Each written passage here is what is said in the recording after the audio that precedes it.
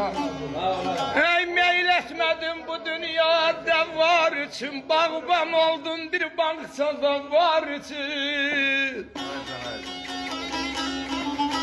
Hasret kaldım öz bağında ilkini var için. Yetişmemiş döyüteydi bu felek.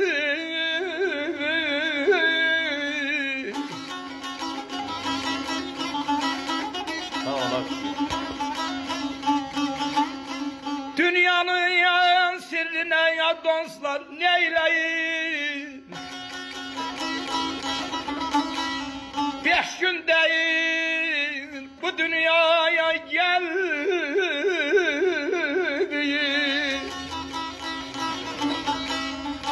Hiç bilmedim ay Zehrab nece çekti gençliği. Ay Erşen hiç bilmedim nece çekti gençliğim. Dert üstünden bir dert verdi bu felek.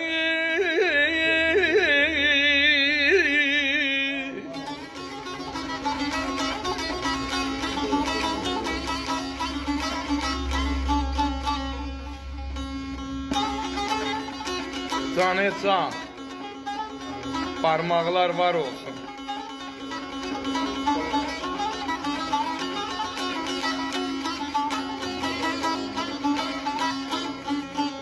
Mehdi'ye her an olsan ey böyle fikirde, derdin sağalmamış düşersen derde. Gözüm baka baka durduğun yerde, cavanken geldin yaydı bu felek amalar.